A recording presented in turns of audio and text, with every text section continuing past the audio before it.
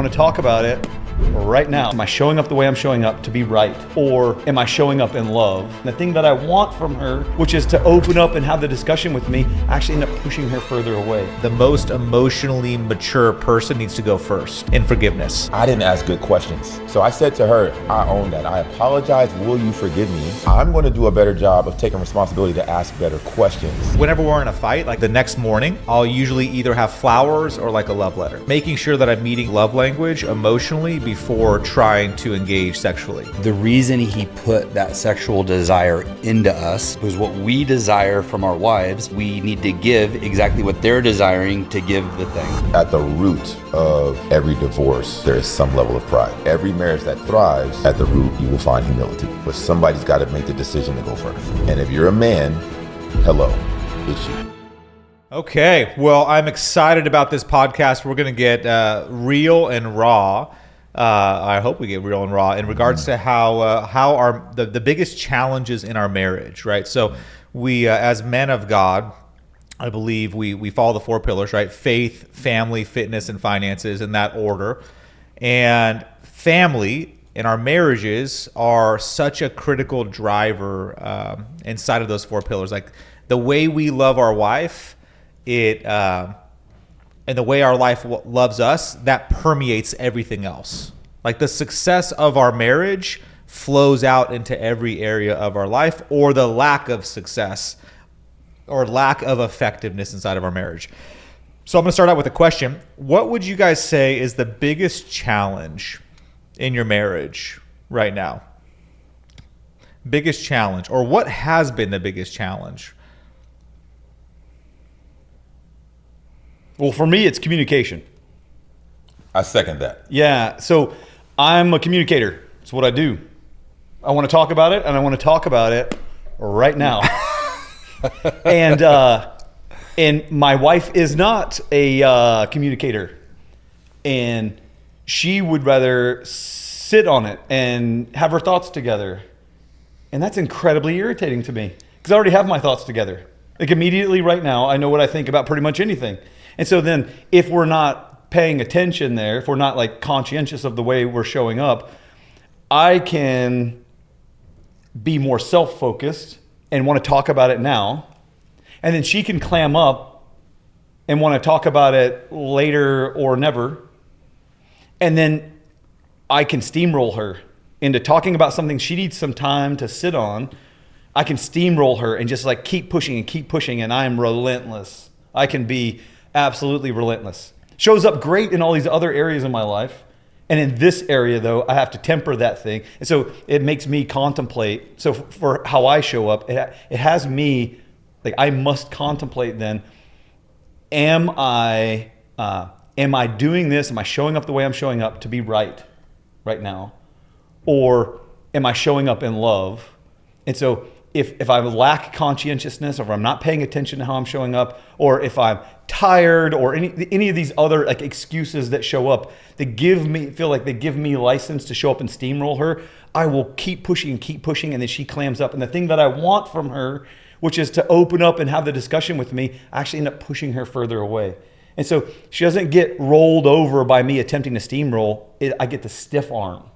And which even frustrates me more. And we create a downward I create a downward spiral by pushing on her, and she stiff arms. And as much as I push, she stays that far away, if that makes sense. Mm-hmm. And so ours is communication, having to navigate, and it really always has been. Like the place where we have problems or have had problems in the past is this idea of communication. I want it now, and she needs to think about it. And that isn't, something triggers me, that isn't good enough to wait. And then I push, and then she stays far away. We end up in a downward spiral. That I can create, like just me, I can solve that thing by paying attention to how I show up and being like choosing into love rather than choosing to have my way right now. Does that make sense? Mm-hmm. I love that you say that. And the thing I'm hearing from you that's really powerful is you're identifying that it's the process in which you're communicating that's the struggle. Because I hear a lot of guys say, oh, our problem is we don't communicate. And I'm like, oh no, you're communicating something. It's the process that you're using that's not serving you. Because when you come home and go spend 3 hours in the garage, you're communicating a message. Yeah. Yeah, I love that. So for me, we were literally just having this conversation this morning, my wife and I. And I'll give you an illustration to further depict what you were saying, Coach Jeremy. So we have a small nation of children in our house. So when it's time for school, it can be kind of chaotic because you got 11 kids and these kids are school age. You have communication from each child to the parents, and we have to navigate each and every single one of those kids' needs. So my wife, being prepared, had already gone out, done all the school shopping, all their clothes are prepared. They got haircuts, like everybody's ready. And then she's like, hey, can you come home from work and take them to orientation for Meet the Teacher Day? And I'm like, yes. So I get home, I come home, I'm ready to rock and roll. I'm like, I'm gonna execute, we're gonna be there on time. And then I look at all the school supplies and it looks like a grenade went off and they're just sitting in a pile. And I'm like, oh my God, we gotta be at the school in 10 minutes and none of you have your school supplies. So now one of my daughters is reading through the list and we're just like, boom, all right, we need pencils, bam. And they're just throwing it. And then every kid's putting the stuff in their bag. We get to the school on time, have a great orientation. And then first day of school is this morning. So my wife's like looking through the bags. Like this morning, like today. Today. This is live. Okay. This morning. And she's like, "What? Who packed her bag?" And I'm like, babe, what do you mean? Like, we followed the list you sent me. We executed. She's like, where are the other supplies? Why does she have sharp scissors instead of rounded off scissors? Like, so she's like picking this thing apart. And I'm like, I'm starting to just, what do you, I thought I was showing up like hero. I thought I freaking crushed it, right? Yeah. And next thing you know, she's like, no. And then we look in the back of the car and there's school supplies still in the trunk. So kids are missing school supplies. There's not a full, and I'm like, oh, okay. So I'm like, babe, this thing was not executed at a very high level. I came through, we went through everything on the list. I didn't want her to be stressed out. So I didn't say anything to her. I didn't say, hey, we don't have all the supplies. I just got what was available. There's stuff still left, and some of the kids didn't have their stuff. And when we got to the school, teacher's like, oh, it's no worries. Bring it on the first day. So it just sent my wife on a spiral. And then I realized, you know what, man, this is my fault because I didn't ask good questions. I didn't say, hey, sweetheart, there's things missing on the list. Is this correct? And because I didn't show up in that way to ask clarifying questions, it led to frustration. So I said to her, I own that. I apologize. Will you forgive me? And number two, I'm going to do a better job of taking responsibility to ask better questions when I need further clarity. And she says, I apologize as well. And I'm going to also give more information than I think is necessary. And I think if we both do that, we'll meet somewhere in the middle. So for me, the lesson is, am I willing to lay down my pride and my ego to make will you forgive me, I'm sorry, a regular part of our vernacular and culture in our home? And I had to check in with that this morning. And I was like, yeah. And I think that is a sign of a healthy household and a healthy relationship when I apologize, will you forgive me for, is a regular part of the communication and the culture of the home. That is a sign of a healthy marriage. I wonder for you guys, who tends to be the first one to say sorry inside of an argument, or if there's butting heads? I'd love to hear from each of you guys. Believe it or not, I probably apologize a lot more. Yeah. Rightfully so, because I'm the one that's screwing it up. Yeah. But, so I'm the one that's But let's say there's a mutual just argument that's really not anybody's fault, but you guys are in a gridlock. Yeah, she would say me, and I would say me. Okay. Yeah. I would absolutely say it's my wife. It's her superpower. Yeah. And that creates a little bit of it. That's one of my tensions is her ability to show grace is next level. It's the most incredible superpower she has. And the tension that I picked up as we had been married for a couple years was I can't allow her grace to be an excuse, or her grace to allow me to perform poorly, right? Because she's so quick to forgive and to move on and talk about forgive and forget. Like, she will literally forget stuff. And I'm like, remember that time I did the thing? She's like, no, I don't.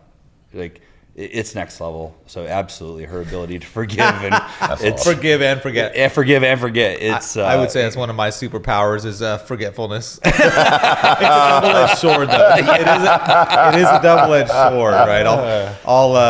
Luckily, it works well inside of our marriage because she's like, you know what? Are you still mad at me about that? I'm like, about what? right. What are you talking about? Yeah, that's exactly like, what happened last week? I'm like, honestly, don't remember what happened last week. Hey, did you make that flight? What flight?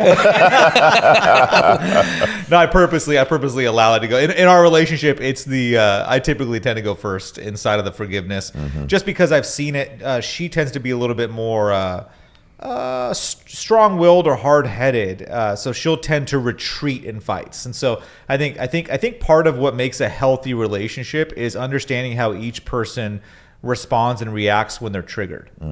Right? If you don't understand that, then you don't know how to respond to that. So I know when Jessica gets triggered, when we get in an argument, she wants to run. She'll fight back, but then she'll retreat and want to disconnect.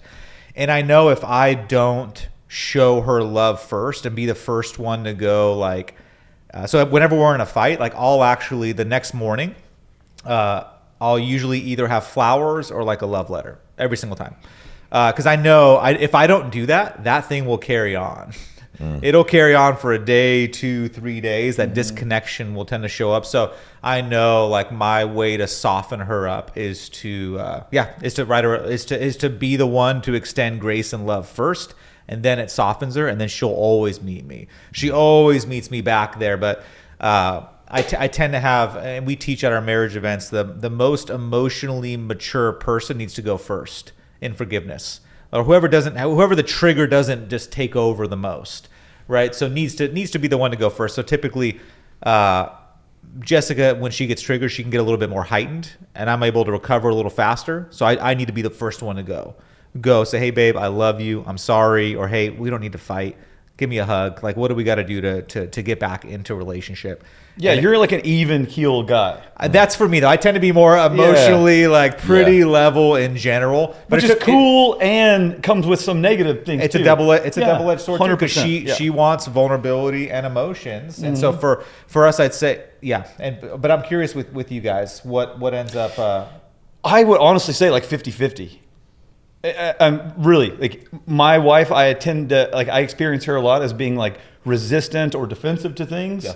And I'm the one that's more willing to, like, go and consider how I'm showing up and, like, really own an L when it's time for an L. But when it comes time to, like, actually step into a place of forgiveness and be the first one to, like, pop the top on that forgiveness, it really is 50-50. Like, despite, like, my wife has done a metric ton of work.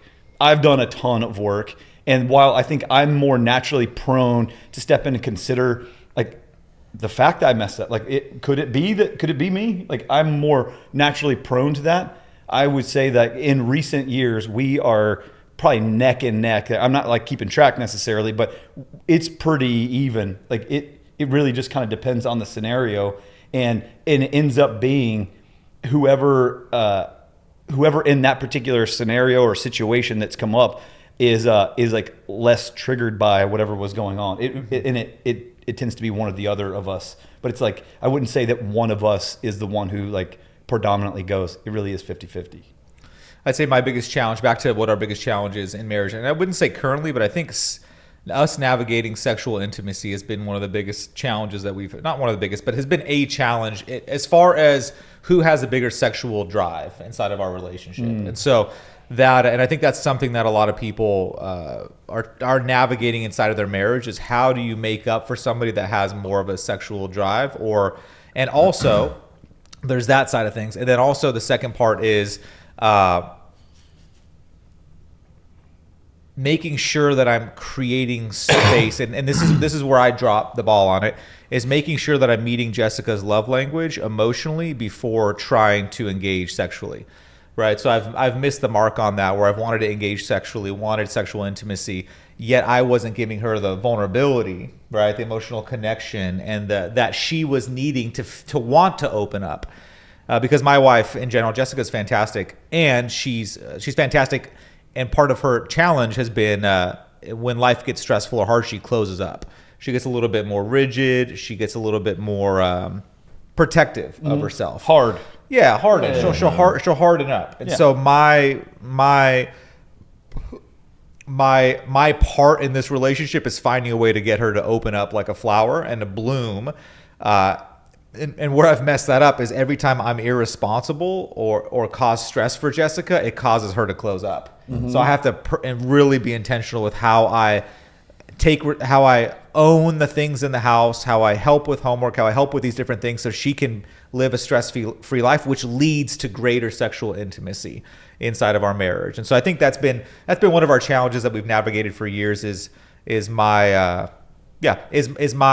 intentionality in being vulnerable enough to create emotional intimacy, because emotional intimacy always precedes physical intimacy, like great physical intimacy. So when somebody opens up, like our greatest sexual intimacy has been preceded by us having really deep conversations and getting really vulnerable with each other about different challenges, and not always good things, but like just getting real. And at the end of the conversation, we just feel more emotionally connected. Well, what would you say to the guy listening to this though? That's like, man, I feel like I am showing up that way. I'm working to create space as I understand how to create space for her to be able to open up, and I'm working to not manipulate her to bring her in. I'm working to not show up transactional, like, hey, I do these things. I'm trying to be more open and vulnerable. I'm trying to do the dishes and lean into her love language of acts of service. I'm trying to, or whatever. I'm working to do all of these things to invite her into that space, but it seems like she's not willing to step into it. What do you say to that guy? Step into the sexual intimacy side of things? Yeah, or sexual intimacy, or maybe it's some other context. Like maybe it's your spouse's willingness to be vulnerable, or like jump in and really participate at a deep level in the relationship. Like in any guy out there who's saying like, I'm working to show up in a way that creates space for my wife to show up in a way, but it doesn't seem like it's working. How do you hold fast? How do you hold the course? I think that the commitment to the course is part of the process. So meaning we had a guy that came through Ruck, and great guy, he'll share his story, but he came through Ruck. He's like, you know what? I'm committed to being the best version of myself for my wife. And so he did the things we teach, right? Like love and honor, intentionality daily, every single day for 6 months before she broke, before she was willing to even slightly open up. 6 months of every single day. Flowers, love notes, connections, I love you, like leaning in, and it took her 6 months. And so I think it's a long game that we have to play with our wives. Like it's going to be a lifelong journey of investing and allowing them to move in and out, and it not being transactional, like you said. Like, hey, well, I'm going to do this for a period of time to see if I get what I want. It's like, dude, how about you just love on her for the rest of her life? And as a part of this marriage, it's going to be painful. It's going to hurt. You're not going to get what your needs met all the time. But chances are you'll get your needs met more if you invest and you love on her intentionally long term. Like you have a better chance of getting your needs met if you just keep pouring in, even when you don't want to. I love that. And what you're describing, what I'm hearing is what I believe is God's design. Like the reason he put that sexual desire into us is so because what we desire from our wives, we need to give exactly what they're desiring to give the thing. And my first question to the typical guy who's struggling, like I've done the things, I would ask the question, are you looking for sexual gratification anywhere else? Through pornography or attention from a secretary, or where are you looking for sexual gratification outside of the marriage? And often it's somewhere, right? It's somewhere in their life. And I would say that outlet that you're using that's not designed by God's design is what's keeping your clarity and your desire from actually doing what you need to do to develop that intimacy with your wife. So if you're not dissatisfied, you may not do what's necessary. Exactly, because you're like, I'm not going to put in the hard work with my wife and do this thing that I'm not good at, like talk about my feelings or right or pour into her in her love language. I will choose not to do those things because I can get attention from my secretary easily. Yeah, I hear both of you guys talking about this idea of commitment. Like when I make a commitment to myself, like the guy you're talking about, when I make a commitment to myself, I have decided that I'm going to show up in this way.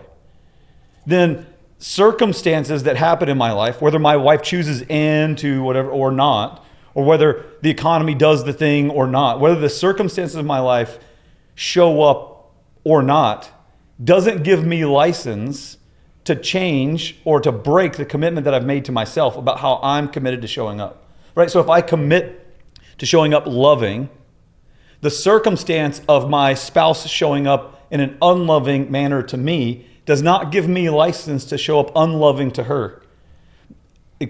Because at the very root, I've made a commitment to myself to show up as loving. And the circumstances don't give me license to show up differently than how I've committed to showing up. Does that make sense? Yeah, it can't be transactional. Yeah. Otherwise, it is a transaction. Oh, it's this for that. I just shared with some men recently. I said, one of the worst things I ever did in my relationship to disassemble any love that I've tried to show to my wife is once I would start listing the things I've done for her. So we get in an argument, or whatever argument it was, and then I go, well, you're upset about this, but I've done this, and I've done this, and I've done this. And I got a great memory when it comes to that. Yeah. I don't remember where I put the thing that I asked you for, but I got a great memory. Yeah, and I list out these things. I keep a list of rights and wrongs. Totally. And then what I'm communicating to her in that moment is, I did these things, but I didn't do them because I love you. I did them because I want something from you. So I can use them as ammunition later. As leverage. In the firefight. Which is, in essence, not love. It's a transaction. Yeah. And it just undoes everything that I've ever taken. It's not self-seeking. It doesn't keep score. Exactly. Yes. It's patient. So to paint a picture of this transactional love, we can treat our wives like vending machines. And when you put in your money and it doesn't produce the snack, you're ready Start to shaking the machine. You ever found yourself in that place, right? Like, and it doesn't freaking put out, man. Like, babe, don't you see I did all the stuff with the kids? Don't you see I showed up on time? We did our date night. Like, you said no to sex. Those chips are hung up. Come on. They're hanging from the little... It's like dangling right there. It's like, but you just took a shower. Like, can't you do it right now? That's funny. Hashtag real talk. Real talk. Testosterone. Speaking of which, every 72 hours, the testosterone levels rise. So when you think about the way that we used to hunt and gather, we can go out and produce, work, and just get in the zone. But 72 hours hits and it's like, ding. Oh, That Marvin Gaye kicks on in the head bing, bing, after bing, 72 bing, hours. bing, bing, bing. Right? So why, I think that God put that in us as a reminder to go back and connect with our spouse. Is to draw us back home. Dude, I love that. So for me, I look at that as a gift, and this is an opportunity now to say, you know what, I don't care if the freaking snack doesn't come out of the vending machine. I'm gonna keep investing in this thing. And the question and scenario that you set up in the beginning saying like, well, hey, what about the guy that's trying? He's trying. We have a saying around here, triers are liars. So if you're trying and you're not getting the results, my question is, are you ready to make a commitment? Because that's what's gonna change. I was that guy. So in the first couple of years of our marriage, I was that dude. Trying. And there's distance. I'm getting this stiff arm, like Heisman Trophy from my wife, right? And she is just stronger than a freaking $2 steak. I'm talking about, boom, I don't care. And I'm like, what am I doing wrong here? I'm the guy shaking the vending machine. And then it comes to a point when I did the 40-day love dare. And I realized that I had not made the commitment to show up for her despite how she chooses to treat me. To go from being transactional to unconditional. And once I made that shift and I started showing up with unconditional love, broke off all the prickly distance in our marriage, and her heart just opened up and it bloomed like that flower you're talking about. Mm-hmm. And that's why we have 11 kids to this day. Because when we first got married, she said, bruh, like B-R-U-H. I'm like, I'm your husband, bruh, with the side like, you're lucky if you get 1 or 2 out of me. She said that straight to my face. And then by God's grace, showed up and committed to love her despite how she chooses to treat me, and it broke everything. So that word, love never fails. Love conquers all things. I found to be true. And I'm living with evidence of that in my life. Is there any more kids left in that vending machine? Hey, we're still shooting live rounds, baby. I'm just saying. Still shooting live rounds. So. No. You guys are done, right? No. I mean, like, if we could get pregnant, we could not. I mean, Yeah. That's amazing. Yeah. I think 12 would be pretty epic. 12 disciples. That would be. I don't know. God sees fit. This is such a relevant conversation. I think this is where a lot of couples get stuck, especially in the sexual intimacy side of things or that connection. Now, what came up for me is you said, hey, we just got to keep on loving her, like loving. How does one increase the love that they're able to pour out to their spouse? So what if they're like, hey, I'm not feeling the love. They just keep on loving your wife. It's like, I'm not feeling it. I got something for that. If I won the lottery, there'd be signs. Big old boat. Big one, like a ridiculously sized boat. New car, there'd be signs all over the place. Lots of ovens with aprons. Yeah, of commercial kitchen. With one of those big like Hobart mixers. Yeah. There'd be signs, man, if I won the lottery. And I think that once we tap in and we dig into God's word and we see how much we are loved, there's going to be signs, man. Like when you tap into forgiveness and you start to understand your need for forgiveness and the fact that it was extended to you of nothing that you've done. You didn't do anything to earn it. Like what happens as a result of that is there are signs in you. Like when you recognize that you've been forgiven much, you're able to forgive much. When you, like, there are signs. If I won the lottery, there'd be signs. When I understand the forgiveness that's been extended to me, there's going to be signs, man. When I understand the love that's been extended to me, there's going to be signs. And so if you're having a hard time tapping in to love, to follow through with this commitment that you've made, then I would suggest going back to the root of love, to what is love. And God is love. And when you recognize the kind of love that has been extended to you, though you didn't deserve it, I think there's going to be signs.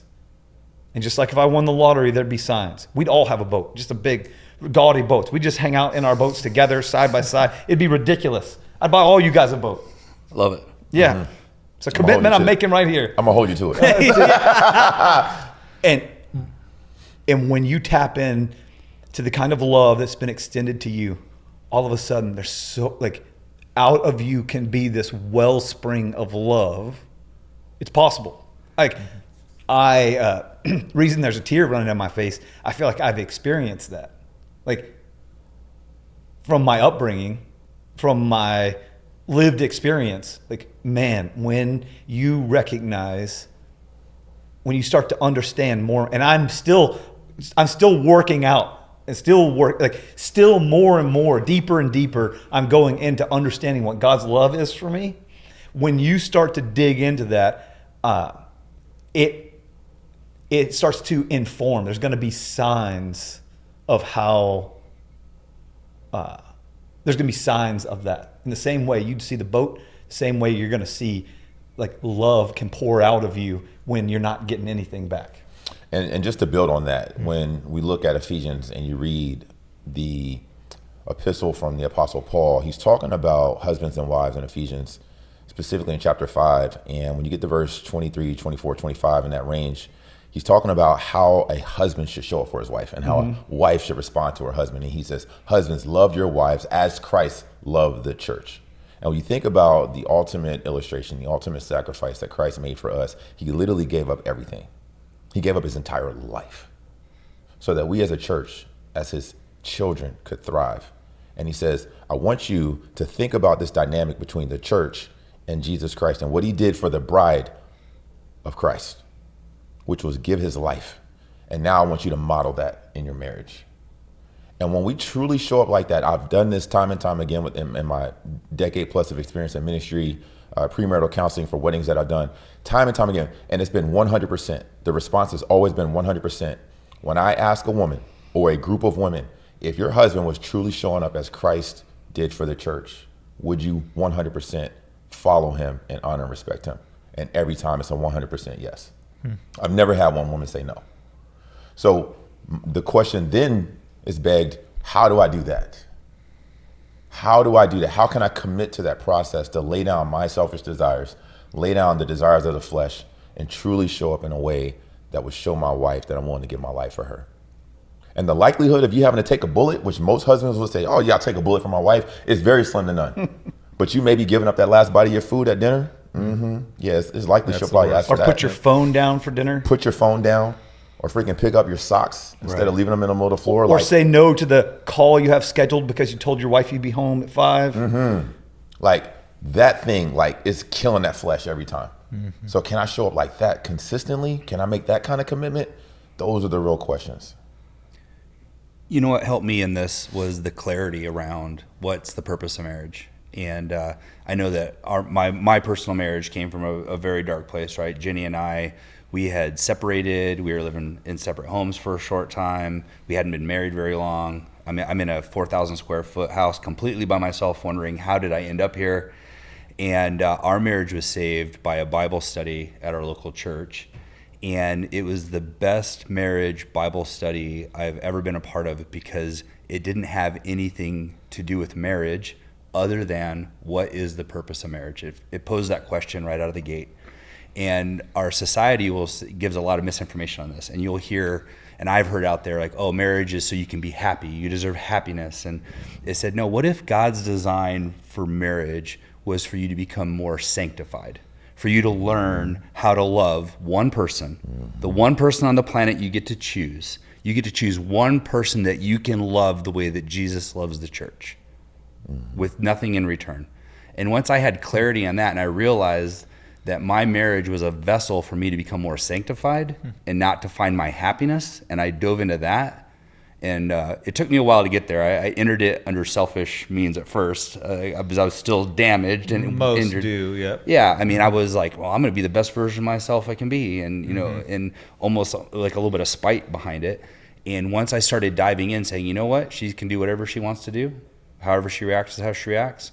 I'm going to be as Christ-like as possible in this interaction. And it was like, bang, instantly, like overnight, everything in our marriage changed. With me trying to love her unconditionally, no matter what she did. If she runs, she leaves, it doesn't matter. I'm going to love her equally no matter what she does. Instantly, our marriage changed overnight. And it blew my mind away. And it just was that clarity of, why am I in marriage? And as soon as I could give up my selfishness of like, this is for me, I deserve this, I need this, I want this. As soon as I could give all those things up and just go in on her, I started receiving everything I gave, I received tenfold. Man, it's so good. Yeah, marriage is meant to make you holy, not happy. Exactly. Right, is the term that they use on that. And it's so, I've never heard it that put that way though, where what if, that was so profound, what if God gave you this one person and this is your opportunity to learn how to love like Christ did? Like this, you don't have to go love 1,000 people. Right. He gave you one. And you get to choose her. You get to pick them. You get to choose that one that is now the person that you're going to lay your life down for, like Christ did, and just love on them. That's a beautiful way to look at that. Like this is the one person that you get to just like unconditionally love and practice that love over and over every single day, versus the selfish means. That's why I think it's so important that marriages that are founded on biblical values, they just have such a better chance of thriving. Like I feel so I feel bad. I feel bad for marriages, people that I know that get married that aren't men and women of faith, because they have no moral compass inside of their marriage or outside of them. There's nothing outside of them. It's Right. basically all subjective. Like, hey, yeah, these are the ethics I think we're going to roll with inside of our marriage. Yeah, is cheating okay? Well, I don't know. Is it okay for you? But like the Bible, when people get married and they have the Bible as their central piece of authority, central source of authority, and what they could base their marriage off of, then they now have the rules to play the marriage. They now have the playbook. And so if you don't have that inside of a marriage, anything goes. It's all relative and it's all subjective. And so I think, yeah, I love that idea, man. That's profound. I'm gonna use that. It served us really well. Another layer of accountability that really, really forced me to look in the mirror is this concept of thinking about Adam being put in the garden, being created by God by hand from the dirt, and then Eve being pulled from his rib, and now he has a wife. And when you think about this concept of the garden, it's the sowing of seed, time, and then the harvest. And for me, one of the things that I realized throughout the course of our marriage is that I have the ability to influence and impact my environment and my wife in a very significant way. So I don't have to become a product of the environment. I can influence the environment to become a product of me. And when I'm walking with Christ, I can transform an entire atmosphere. So when I look at my wife, if we follow this school of thought, and I see fruit popping up in her that is causing irritation to me, the first question I ask myself is, what seed did I sow in her to get that harvest? She's giving me attitude right now. Women are multipliers.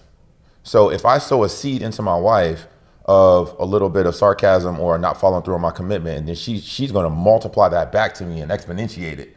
So for example, like if I give her a seed, she's going to give me a child. If I give her grocery money, she's going to give me a meal. So like women exponentiate. Is that how it works? That's great. I love it. So when I look, right, like when I look at her and what she's producing back to me, I have to ask myself, what did I sow in her to get this result? That's good. And even if I didn't sow that seed, but somebody else did, I have the ability to pull those weeds. Ain't nobody be sowing seeds in my wife. I ain't talking about that kind of seed. How many hours has it been? 72 hours yet? No. Watch out, Jess. He's coming. All right.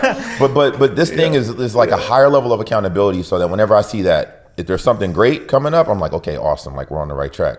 But if I see some negativity, if I see attitude or frustration, I start to ask myself questions, man, what am I showing? Like, how am I showing up? What seeds am I putting in her to produce this harvest? And it forces a higher level of accountability and commitment on my part as a man, because I have the ability to tend my garden. Yep. It's a higher level of responsibility. Yeah, responsibility. Right? So to me, what comes up is you're basically taking full responsibility 100%. for the results of the marriage. Yes. Right? Full responsibility. And so, and the deal is, like my wife, and I've seen wives in general, it's not easy. It's not easy. Jessica, some days will be like, oh, touch me.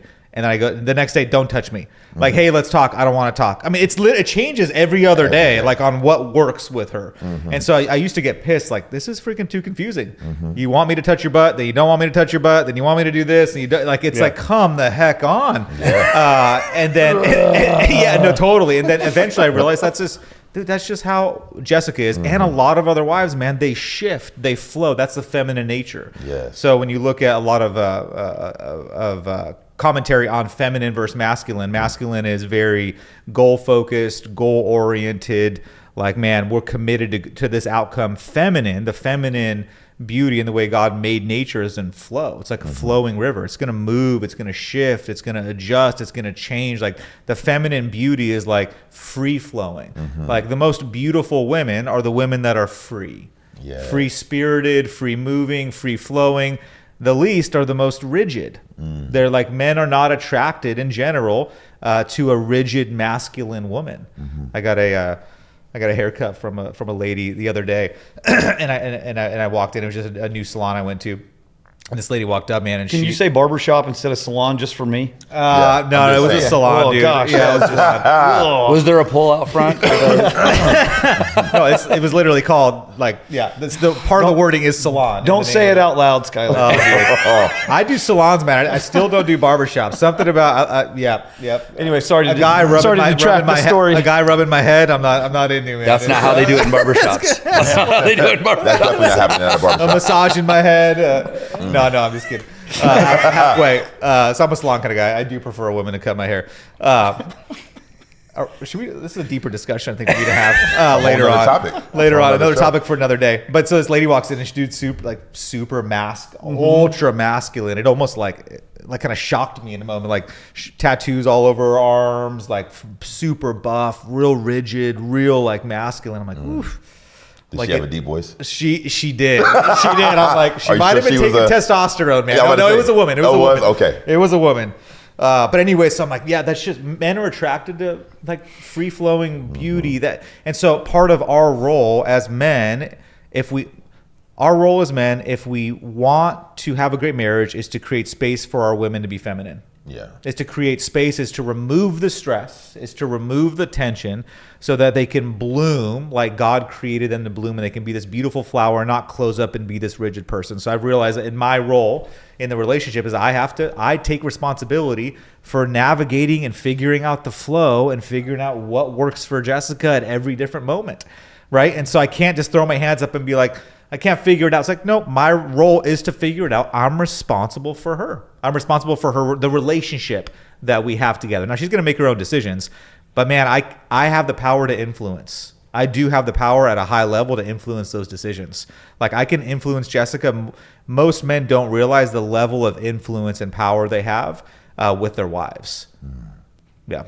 But your statement on the responsibility is really profound. So just really quickly, I think that's what's lacking in some, in my experience, some of the couples I've met there from a secular stance is they're like, oh, we're all equals in this. Well, the problem is if you're at deadlock and if we're in disagreement and we're both waiting for the other person to move because no one is ultimately responsible for the decision, we're stuck in gridlock.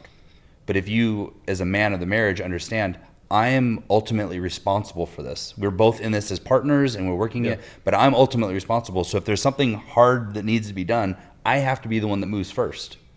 And that clarity it produces progress of that I have the responsibility to move first, as opposed to, well, you know, she could also, and I hear that a lot with couples. I'm not doing this. Well, she's not doing that. Well, it doesn't matter what she's doing. It's your responsibility. Take responsibility. Lead the marriage. Lead the marriage. And I believe that at the root of every divorce, there is some level of pride. At the root of every divorce, there's some level of pride. When you start searching and pulling back the layers, you're going to find pride present. Every marriage that thrives, at the root, you will find humility. But somebody's got to make the decision to go first. Absolutely. And if you're a man, hello, it's you. Love it, dude.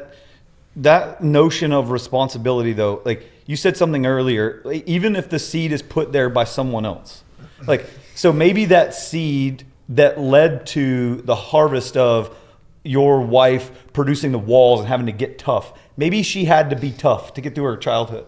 Like, maybe that's what saved her. True, like maybe that's what kept her safe through her early childhood years, was that maybe her father was overbearing or wasn't there or was detached. Maybe her mother was overbearing and hyper controlling, and so she had to get tough and wall up against that stuff. And now you are reaping a harvest of seeds you didn't plant. 100%. Dude, maybe that's you. Maybe you're listening to this and you're like, 100%, I see that. And why do I have to? No, dude. Why do I have to deal with that? Right? Well, I would. I got a broken one. I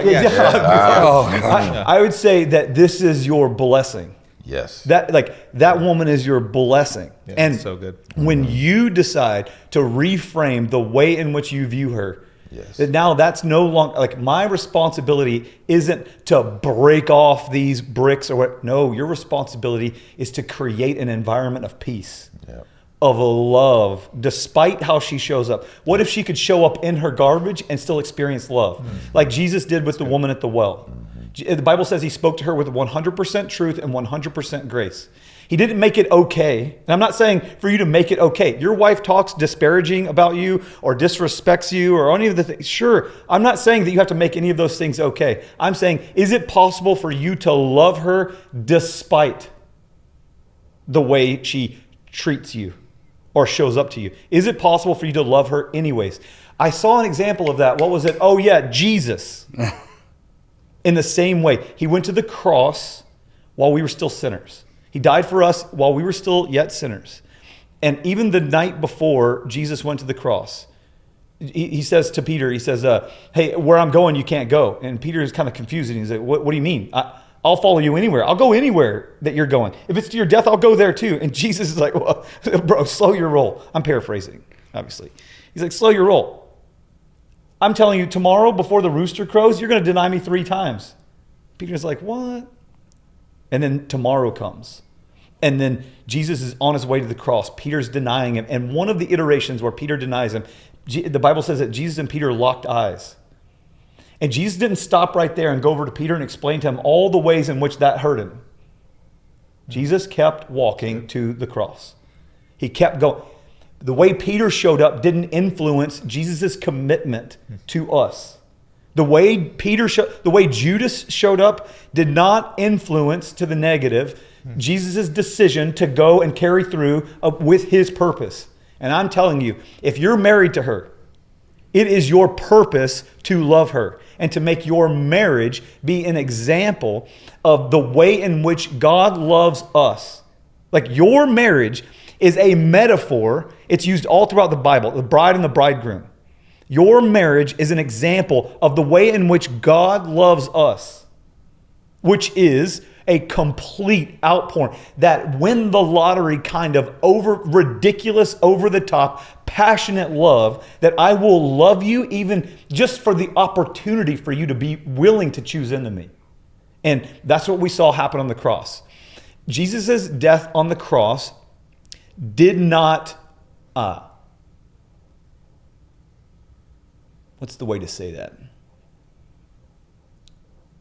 You have to choose in. You get the opportunity. It did not save you in the sense. You have the opportunity to choose into loving him. It is there for you. It is absolutely there for you. Can you love your wife in a way that it is like that she experiences love for that you experience, that she experienced love from you, that she has the opportunity to choose in? And Peter's decision to deny Jesus and Judas's decision to betray Jesus did not influence how Jesus showed up to the cross. Is the way in which your wife is showing up to you influencing the way in which you're loving her? I say that it's your responsibility, it's your blessing to to go to the cross in your marriage the way Jesus went to the cross for our salvation. Beautiful. If you're in a marriage, you don't have a right to offense. I think a lot of people are going to use the excuse that, hey, like, she offended me and therefore I'm acting this way now. So what resonated with me as you just shared that, was Jesus ever offended? I don't see one spot in the Bible that he took one offense, unless I'm missing something. I mean, he was angry in the temple, but I don't feel like not he wasn't no, offended. that was righteous. He wasn't a personal offense. Like, why would you do this? Right. You know, why? Like, He never went victim. He never went victim. Yep. How often do we get offended by people and our wife or people or our kids for being disrespectful, or we take this personal offense? So if you're a Christian, you have no right to be offended. If you're a Christian, you have no right to be offended. Like, if our example is Jesus, man, we have to now release all offense. Brant Hansen wrote the book Unoffendable, right? That's so it's right. like, how do you live a Christian life without being offended? How do you stop being offended as a Christian? Like, stop. Go read the book too. Like, Yeah. for real, Yeah. read the book. Listen to the listen to the Audible. That book will change your perspective for sure. It's good if we apply that to the context of marriage, man. It could be a game changer. If you decided to leave offense and stop taking things personal that your wife did, you would your marriage would completely transform, and you would be able to practice that love more. It's hard to practice love when you keep getting offended. Like, if she doesn't want to have sex, you're kind of offended or reject. Like, we just keep getting offended inside of our marriages. It's very difficult to be offended and try to love somebody while they're offending you. Like, one of them's got to give. So I want to encourage the guys that are watching this right now. You may be thinking, man, that sounds great. You guys all have great marriages. Like, you're freaking crushing it. And I want to let you know that we've all walked through some very hard seasons, all of us. And you have more power, you have more ability than you think. So think about it like this. Your hand has the ability to cause damage and crush the environment and the gifts that God has given you in the form of your marriage, in the form of the things that he's entrusted you with, or that same hand has the ability to bring healing. So if I were to see you on the street and walk up to you like this and then pow, like the power slap games, you guys ever seen that show where they stand in front of each other and just, we would be tussling. Like, if you're a man with any type of fortitude in you, we'd be fighting, right? Because that's the response that I created in you. But at the same time, if I walk up with my hands like this and then I embrace you and hug you and say, brother, I love you, that same gesture created an entirely different response. You will most likely respond and reciprocate that. Now, what if you took that illustration and applied that in your marriage in the way you show up for your wife? But instead of it being transactional or based on the way she treats you, I'm making a commitment to show up like this with an open hand to bring healing to your heart despite what others have sown into you. That's How Matthew can that 5:5. That's like the meek shall inherit the earth. That is Matthew 5:5. I imagine it like a knight, like this giant sword. He could unsheath the sword and go to work and just drop bodies, but chooses to sheathe his sword shall inherit the earth. Like my tongue is sharp and quick. I can cut my wife real deep. And so when I feel the offense coming my way, oh buddy, I can lash back. And you have the ability too. You're likely stronger than your wife. If you're a man listening to this, you're likely stronger and bigger than your wife. Likely, you're like there's a chance that you have a sharp tongue, then you could cut deep and quick. Likely, and how do you use it? Or when that thing happens, you get to make the decision to execute, to show up in Matthew 5:5. The meek shall inherit the earth. And that translation's funny. You go do your research and you see what that word meek means. It means capable of, but choosing not to, effectively. It's a virtuous meek. A rabbit doesn't have virtue. A lion that chooses not to bite your head off has virtue. Right? A weak man has no virtue. A very powerful man that chooses love instead of utilizing his strength over everyone, that man shall inherit the earth. Well, men, appreciate the vulnerability, the honesty, the truth that was shared in this room. And yeah, if you're listening to this podcast and you want more of this, feel free to check out some of our other episodes where these men are dropping some fire. And continue to choose to live a life of love with your wife. Love on her, cherish her, respect her, guide her, lead her, and utilize the wisdom that was just shared over this last 45 minutes. Some powerful stuff. Thank you, man. Mm-hmm.